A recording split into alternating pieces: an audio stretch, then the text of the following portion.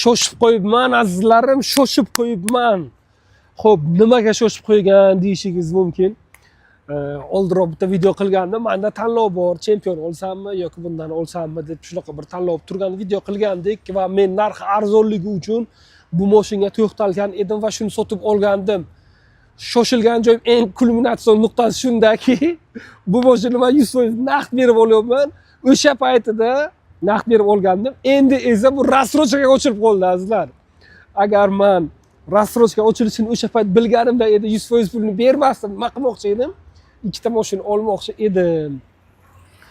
Endi bo'lgan ish bo'ldi. Hozir men sizlarga bir qisqagina obzorni qilib beraman va rassrochkamiz nima shartlar asosida bo'lishini hammasini tushuntirib beraman.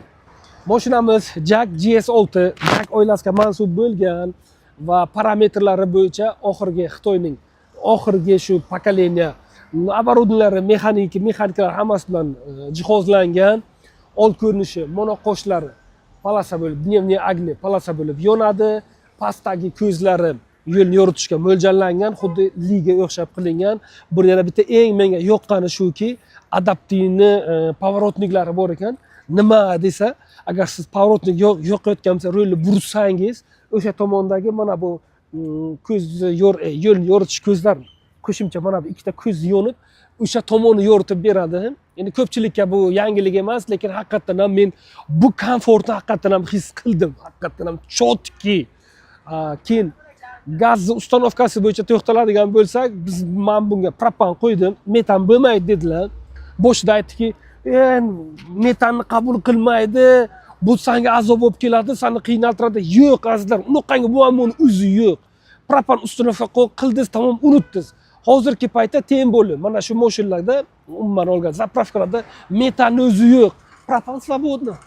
Hozir hamma o'sha yerda turgan payt siz propan zapravka qilasiz, yurisiz. Keyin yana menga aytishdiki, propan ustanovka qilganda 80 ga 20 ishlaydi, boshqa yo'q azizlar, unaqa narsani o'zi yo'q.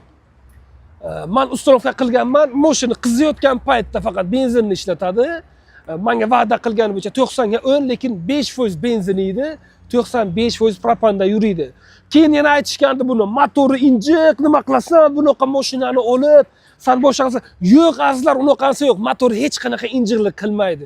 Yana aytishgandiki, benzindan propanga o'tayotgan paytida bu mashina короче, buksavat qilib qoladi, boshqa men unaqa narsani sezganim yo'q. Lichna meni o'zim sezganim yo'q. Yana bitta gap bordiki, propanni harom ifloslangan propan bo'ladi, mashinaga ta'sir qiladi, boshqa azizlar, yig'ishtirish kerak bunaqa savollarni o'zimizni aldashda yig'ishtirishimiz kerak. Mashina chotki, yurishi plavni, haqiqatan ham komfortlari zo'r, pavorotnik yoqqan paytdagi qo'shimcha pavorotni 360 kamera ishlab ketadi.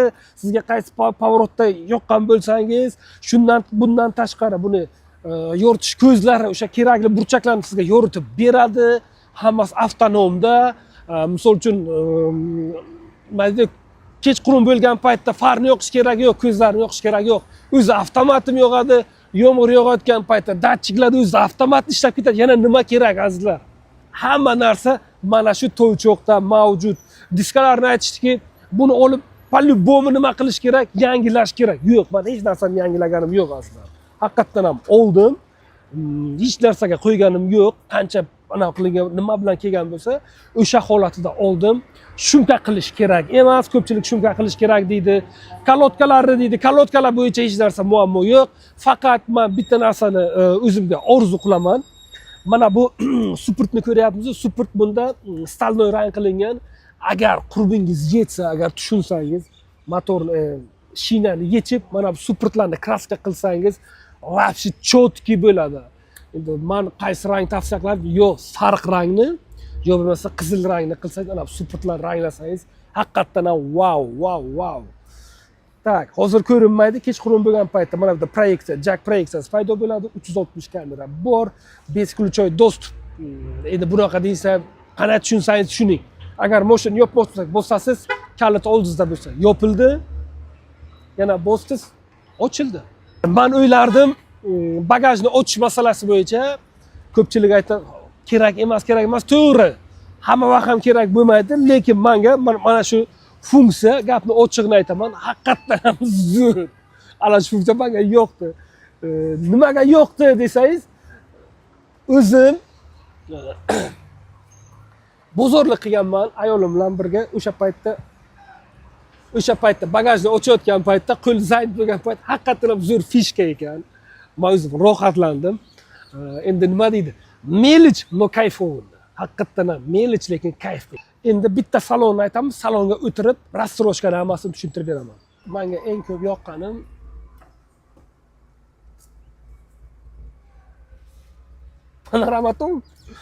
Panoramaton boshida e'tibor bermadim. Keyinchalik gapni ochig'ini aytish kerak. Harakatlanayotgan paytda sizga boshqacha ощущение beradi, hissiyot uyg'otadi, haqiqatan ham zo'r. Va buni misol uchun yana bitta narsasini bu, agar siz buni bizda luk deydi, shu lukni ochib qo'yadigan bo'lsangiz, endi ochib haydash emas, men hozircha qila olmadim. Ochib, misol uchun bu nima uchun luk asosiy vazifasi nimada desangiz, salon ichida havo buzilib ayniydigan nimadir bo'ladigan bo'lsa, insoniyatchilik, hamma tushunadi, bu to'g'ri tushunadi. Agar oynani tushiradigan bo'lsangiz, oyna salonchi issiq bo'ladigan bo'lsa, risk sovutib qo'yadi. Luk bilan qiladigan bo'lsa, fortishka vasvasini o'taydi va yomon havoni chiqaradi, lekin saloningiz sovib qolmaydi. Haqiqatan ham bu lekin zo'r fishka. Endi salonga to'xtaladigan bo'lsak, salon hamma joy koja, buni aytib qo'yib buna qilib turamiz. Koja, o'rindiqlar, abagreeflari bor. Endi bularda abduf bo'lmaydi. Hamma joy kojadan ishlangan. Endi tavsiyalarroq nimani aytish mumkin? Agar siz kojani yoqtirmayman desangiz, faqat nakitni qilishingiz mumkin. Shu Tom Panorama motorimiz variatorda emas, Robertda juda aqlli va bundan tashqari mana bu lipiskimi nima deydi buni? Короче, agar sport rejimga o'tkazadigan M'ga o'tkazasiz, mexanika o'tkazasiz va mana bu skorostni ko'tarib tushirishingiz mumkin.